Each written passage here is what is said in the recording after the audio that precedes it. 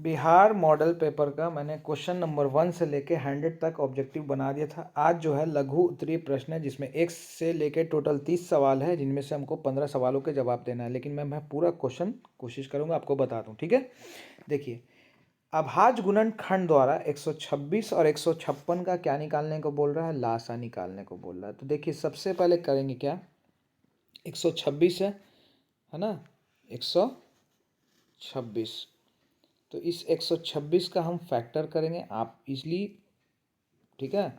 तो 2 के टेबल से कट रहा है, 2 छके 12 और 2 तिहाई 6 यानी 63 बार में 3 से अब लगा रहे हैं, 3 तिहाई 9 सते 63। चलिए चेक कर लीजिए, 3 दूनी 6, ठीक है, 6 तिया 18, 18 को 7 से गुना करेंगे, 126, हाँ ठीक है। आइए अब 156 को तोड़ते हैं। तो हम इसको पहले लगाते हैं 2 के टेबल से, तो लगाने पर ये कटेगा 78 बार में, और 2 के टेबल से 78 अभी भी जा रहा है 39 बार में, और इसको हम तोड़ सकते हैं 13 इंटू 3, ठीक है। अब आइए हमको निकालना है मासा। तो मासा में देखिए सबसे पहले कॉमन कौन हो रहा है, इधर से 2, 2 लिख दिया। इन दोनों में कॉमन कौन हो रहा है, ध्यान से देखिए, तो कॉमन हो रहा है 3, यहाँ पे 3, ठीक है। मासा यानी HCF। तो इसका HCF जो निकला, क्या निकला, 6 निकला। चलिए अब हम निकालते हैं लासा। पहले तो सिंपल वही कीजिए, जो मासा में वैल्यू आया है पहले उस वैल्यू को लिख दीजिए। कितना आया, ये 2 और ये 3 यानी 6। अब जो बचा हुआ है उन सबको भी हम इसमें शामिल कर लेंगे। थोड़ा मार्क हम अलग कर देते हैं। कौन कौन, 3 दूनी 6, देखिए हमने 2 गुना 3 कर दिया है, इंटू 6, इंटू और कौन बचा हुआ है 7 और गुना 13,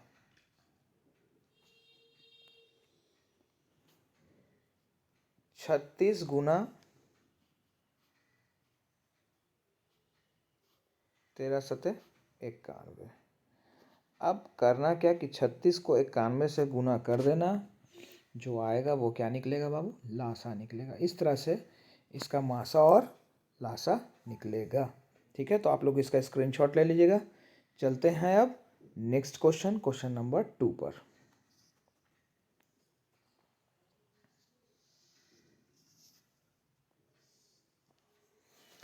देखिए क्वेश्चन नंबर 2 में क्या है, Px का बराबर वैल्यू दिया हुआ है 2s² प्लस 3x माइनस 5। तो हमको यहाँ दो वैल्यू निकालना है, एक तो 3 पर और बाद में निकालना है -3 पर, ठीक है।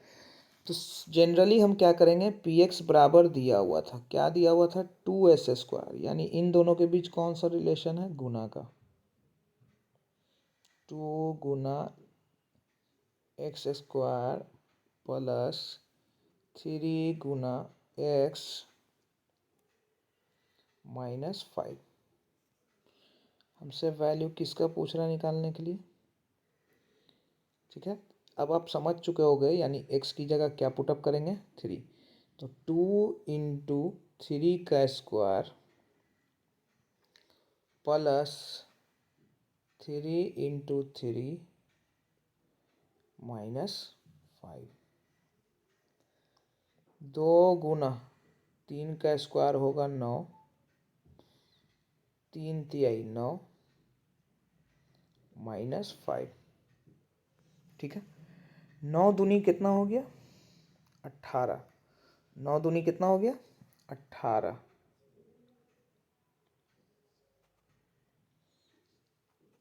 Plus 9 minus 5।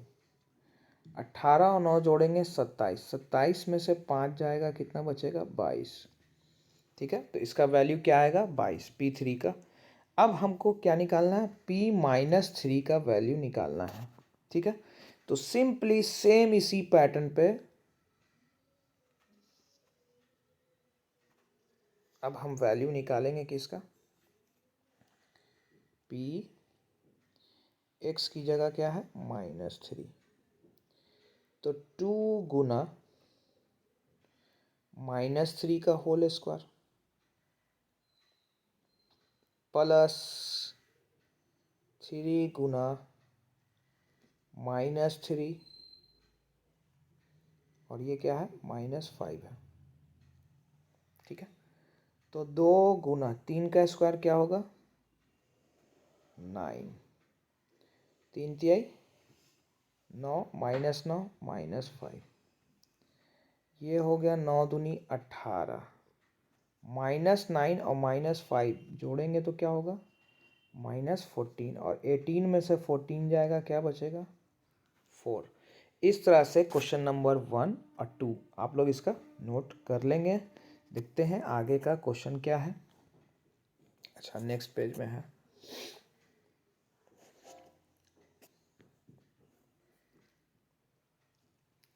कह रहा है क्वेश्चन द्विघात बहुपद ज्ञात करें। हमको क्या ज्ञात करना है द्विघात बहुपद ज्ञात करना है। ठीक है, क्वेश्चन को और थोड़ा जूम कर लेते हैं। देखिए, द्विघात बहुपद ज्ञात करना है जिसके शून्यक का योग तथा गुणनफल हमको दिया है, यानी शून्यक का योग जो दिया हुआ है √2 दिया हुआ है और गुणनफल दे रहा है 1/3। तो द्विघात बहुपद ज्ञात करने का फॉर्मूला होता है s² minus alpha plus beta x, alpha plus beta x plus alpha into beta. ये अल्फा प्लस बीटा का मतलब होता है शून्यक का योग, और शून्यक के गुणनफल को हम लोग शो करते हैं अल्फा इंटू बीटा से। s² रखा, शून्यकों का योग क्वेश्चन में √2 था, सो हमने यहाँ √2x रख दिया, और गुणनफल हमको दिख रहा है कितना 1/3। ठीक है, अब हम निकालेंगे एलसीएम। इसके नीचे देखिए s² है, इसके नीचे 1 छिपा हुआ है।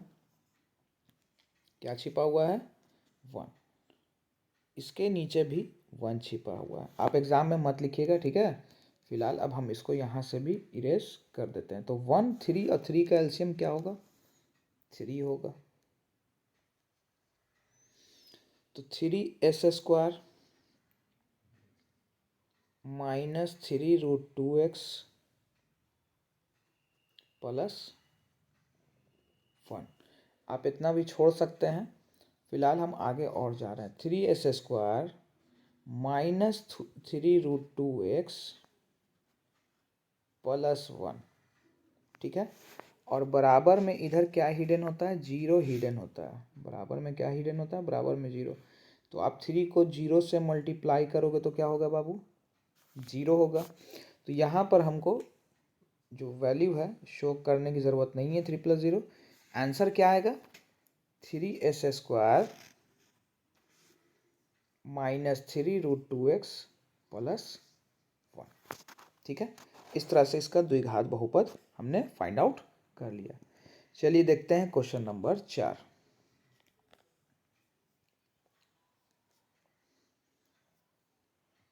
आप लोग वीडियो को रोककर ज़रूर इसको डाउनलोड कर लीजिएगा, भले नोट कर लीजिएगा जो मैं बता रहा हूँ। ठीक है, आइए अगला क्वेश्चन है विवेचक ज्ञात करना है। क्या ज्ञात करना है विवेचक। तो सबसे पहले आप क्या कीजिए कि यहाँ नोट कर लीजिए ए पे कौन है 3√3। क्वेश्चन नंबर 4 बी पे कौन है भाई 10 है, और सी पर कौन है √3। ये 10 है। चलिए, तो विवेचक का फॉर्मूला होता है D बराबर B² minus 4 into A into C. तो B की जगह पर यहाँ है 10, सो 10 का स्क्वायर, 4 गुना A की जगह पे है 3√3 और C की जगह पे है √3। तो 10 का स्क्वायर हो गया 100,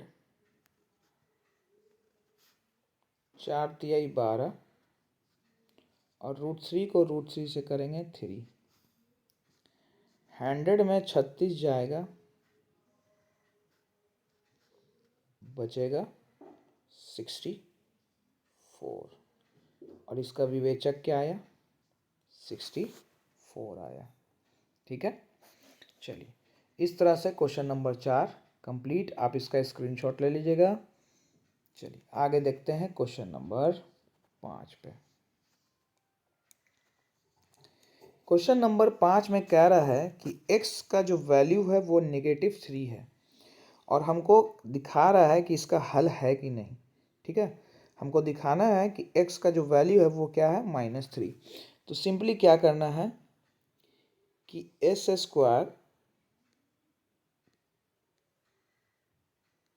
+ 6x + 9 हमने ले लिया। इसको क्या ले लेंगे, लेफ्ट हैंड साइड। हमको दिखाना है कि इसका हल है कि नहीं। तो यहाँ पर अब हम रखते हैं x की जगह -3। क्यों रखा, क्योंकि क्वेश्चन में हमको दे रहा है कि x जो है वो कितना है, -3 है। तो -3 का स्क्वायर 6 इंटू -3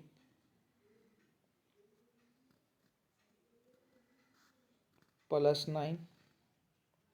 ठीक है, इसका सॉल्यूशन करने पर क्या आना चाहिए, 0 आना चाहिए। तो 3 का स्क्वायर होगा 9, 6 3 18 + 9। 9 और 9 जोड़ेंगे 18, 18 में 18 सब्ट्रैक्ट हो जाएगा, कितना बचेगा, 0। और हमको इस इक्वेशन में वैल्यू में दिख रहा है कि बराबर क्या लाना था, 0 था। तो यानी इसका जो हल है वो x का वैल्यू -3 होगा। x बराबर क्या होगा, -3 इसका हल होगा। ठीक है, तो आप लोग इतना इसको नोट कर लीजिएगा। चलिए देखिए अगला क्वेश्चन, 2s² -6x + 3 = 0 के मूल की प्रकृति बताना है। मूल की प्रकृति बताना है।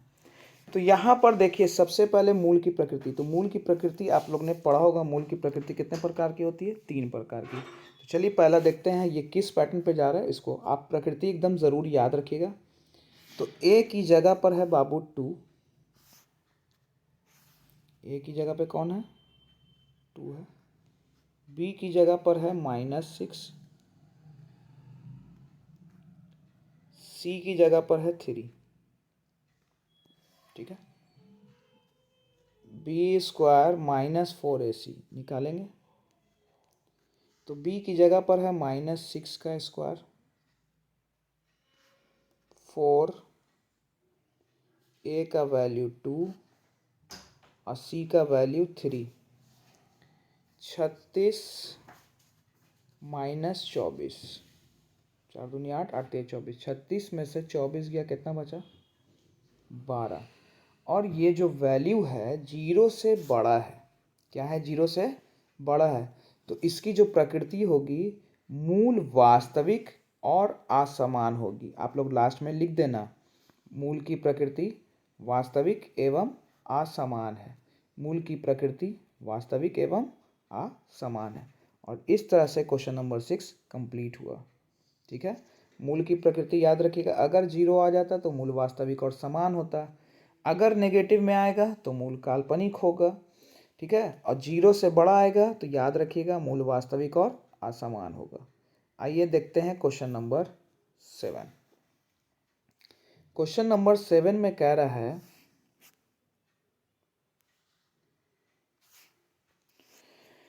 समांतर श्रेणी दे दिया है, कौन सा पद -47 है, यानी कौन से पद पे 47 बैठा हुआ है। ठीक है, तो सबसे पहले हम यहाँ पर क्या कर लेंगे, a हमको पता है, a पे कौन है, 18। a पे कौन है, 18। डिफरेंस निकालेंगे, तो डिफरेंस निकालने के लिए क्या कीजिएगा, आगे वाले पद में से पिछले पद को आप सब्ट्रैक्ट कर दो। तो 15 दूनी 30 और एक 31/2 होगा। ठीक है, 2 को 15 से क्या करना, मल्टीप्लाई। 15 को 2 से मल्टीप्लाई किया 30 और उसमें एक जोड़ा 31/2। पिछला पद कौन था, 18। इसके नीचे कितना छिपा है, 1। 2 और 1 का एलसीएम होगा 2। ठीक है, तो 31 के 31 ही रहेगा। 18 दूनी कितना होगा, 36। तो डिफरेंस जो है वो -5/2 का है। डिफरेंस कितने का है? -5/2 का। तो यहाँ पर हम रफ में लिख लेते हैं ए का वैल्यू 18 और डिफरेंस जो है वो कितने का है? -5/2 का डिफरेंस है। ठीक है, आइए। और टीएन पे कौन है आप क्वेश्चन में खुद ही देख सकते हो, कौन से पद पे 47 है। तो अब हम यहाँ से क्या करेंगे? फॉर्मूला अप्लाई करेंगे टीएन का। टीएन बराबर क्या है?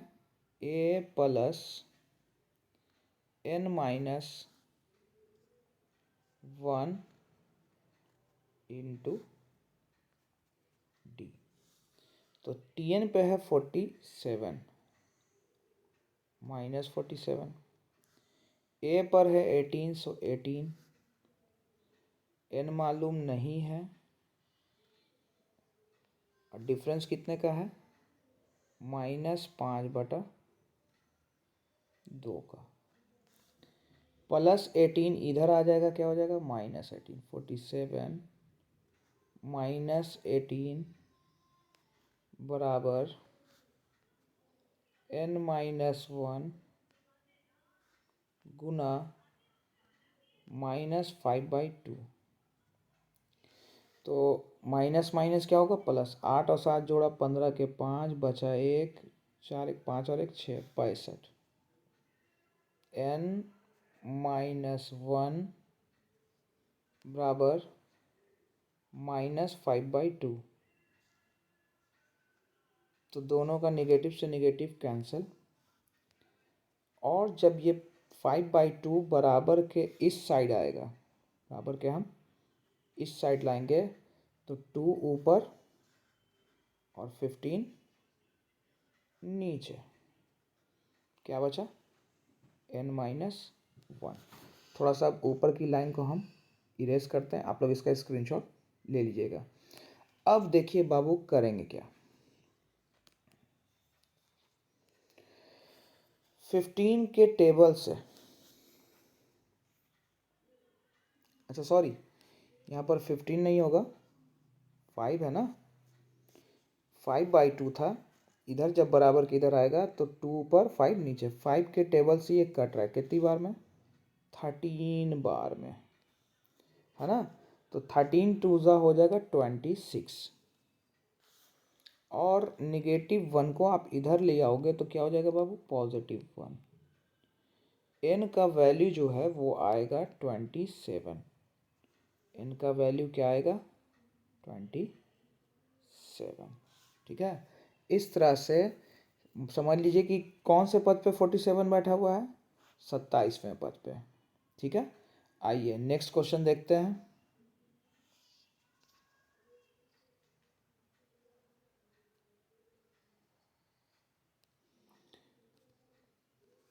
क्वेश्चन कह रहा है के किस मान के लिए समीकरण के मूल वास्तविक हैं। यहाँ पर हमको ये नहीं बोल रहा है कि मूल वास्तविक समान है। ठीक है, अगर वास्तविक समान देता तो बात वहाँ पे अलग क्लियर हो जाती कि b² बराबर इतना लेते हैं। यहाँ पर लेकिन सिर्फ ये बोल दे रहा है कि मूल वास्तविक है। ठीक है, तो चलिए बनाते हैं। ए पे कौन है? 2। बी पे कौन है? -10। सी पे कौन है? के। तो फॉर्मूला हम लगाएंगे विवेचक का, b² -4ac > 0। ठीक है, क्योंकि मूल वास्तविक बोल रहा है, यहाँ पर ये नहीं बता रहा है कि समान है। अगर समान रहता तो हम =0 रख देते। ठीक है, यहाँ पर हम बड़ा लेंगे क्योंकि मूल वास्तविक था। -10 का स्क्वायर 4, ए का वैल्यू 2, सी का वैल्यू k > 0। 10 का स्क्वायर हो गया 100। और ये जो वैल्यू नेगेटिव में था, बराबर के उस साइड मान के चलिए चला गया, कितना हो गया? 8k। 8 गुना में था, इधर आ जाएगा, क्या हो जाएगा, डिवाइड में। ठीक है, अब देखिए ऊपर का लाइन हम कर देते हैं इरेज। मूल वास्तविक था, है ना। चलिए 100/8 है, क्या है, 100/8। तो 100 और 8 जो है किसी से कट रहा है, यहाँ पे हम पहले के लिख देते हैं, ग्रेटर देन 100/8। ये दोनों ही का दोनों 4 के टेबल से कट रहा है। ठीक है, किस टेबल से, 4 के टेबल से। तो 4 के टेबल से 100 जाएगा 25 बार में, और ये कितनी बार में, 2 बार में। तो के का वैल्यू जो होगा वो क्या होगा, 25 से क्या होगा, बड़ा होगा। और इस तरह से हम कह सकते हैं कि के इस मान के लिए मूल वास्तविक होगा। आप लोग लास्ट में लिख दीजिएगा, के इस मान के लिए यानी 25/2 के लिए मूल क्या होगा, वास्तविक होगा। तो क्वेश्चन नंबर 8 तक हो गया कंप्लीट। चलिए देखते हैं क्वेश्चन नंबर 9।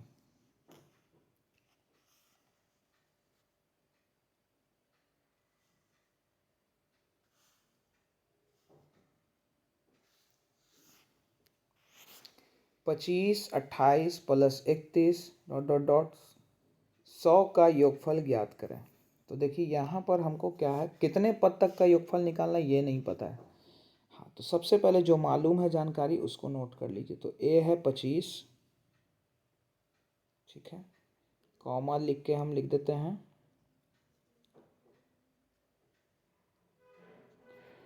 डिफरेंस है 3 का, और लास्ट पे कौन है,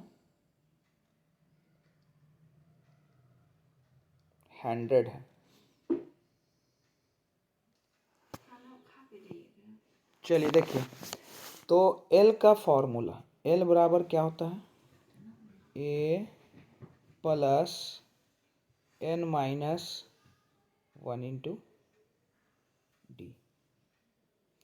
एल कितना है, 100, ए कितना है, 25, एन मालूम नहीं है, और डिफरेंस कितना है, 3 का, प्लस 25 इधर आ जाएगा, 100 माइनस 25 हो जाएगा, और इधर कौन है, n-1 इक्वल में इंटू 3 है, ये बचा 75। 100 में 25 गया, कितना बचा, 75, n-1 गुना 3। 3 के टेबल से 75 कट गया, कितनी बार में, 25 बार में। यहाँ क्या बचा, n-1। -1 को जब हम इधर मूव करेंगे तो n का वैल्यू क्या निकलेगा, 26। ठीक है, चलिए हम थोड़ा सा ऊपर के 2 लाइन को इरेज कर देते हैं। देखिए 25 प्लस 1, 25 प्लस 1, n कितना निकला, 26। हमसे कह रहा है योगफल ज्ञात करने के लिए, इसका मतलब जो योगफल हमको निकालना है वो कितने पदों तक के लिए निकालना है, 26 पदों तक के लिए योग निकालना है। ठीक है, तो अब हम यहाँ फॉर्मूला लगा देंगे एस एन का। कौन formula, n/2 a plus L. तो n तो हो गया 26/2, प्रथम पद पे कौन है, 25, और अंतिम पद पे कौन है, ठीक है, अंतिम पद पे कौन है, 100। 26 का हाफ हो गया 13, 100 और 25 जोड़ेंगे कितना होगा, 125। अब इन दोनों को जो हम गुना करेंगे, तो गुना करते हैं, चलिए रफ में गुना कर लेते हैं हम बैठ के। ठीक है, 25 से 75, 3 के 3, है ना, 25 से 75 यानी 375, 125 के 125, चलिए बैठ के जोड़ते हैं तो कितना होगा, 1625, यानी 1625 इसका आंसर होगा। ठीक है, इस तरह से हमने वैल्यू किसका निकाला, समांतर श्रेणी 25 + 28 + 31 100 तक का हमको दिया हुआ था, योगफल ज्ञात करना। ठीक है, तो n का जो SN जो निकला वो कितना निकला, 1625 निकला। आइए देखते हैं क्वेश्चन नंबर 10।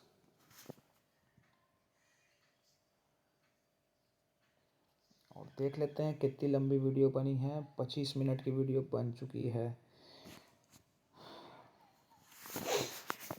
कह रहा है के किस मान के लिए रैखिक समीकरण युग्म का कोई हल नहीं है। तो कोई हल नहीं है तो इसका फॉर्मूला होता है a1/a2 बराबर में b1/b2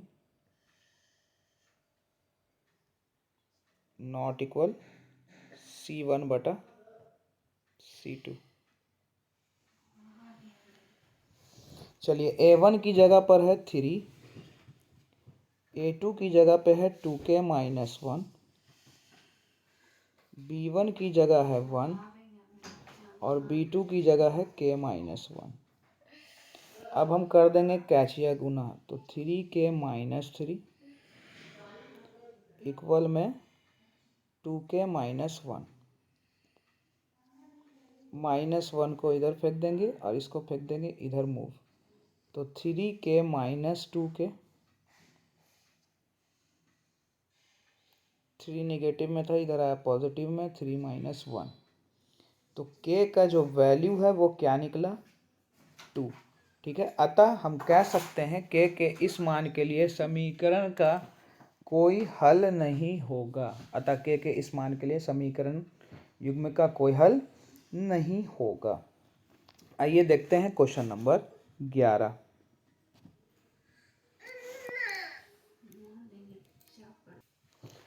चलिए, अगला क्वेश्चन है a1/a2 b1/b2 एवं c/c2 की तुलना कर बताइए संगत है या असंगत। तो देखिए, जिसका हल निकलेगा याद रखिएगा वो संगत युग्म होगा, चाहे एक निकले चाहे अनेक निकले।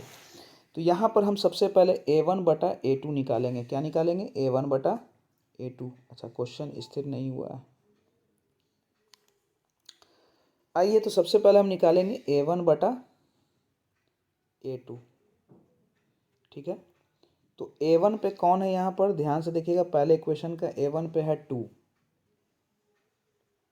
ठीक है, और a2 पे कौन होगा, 4।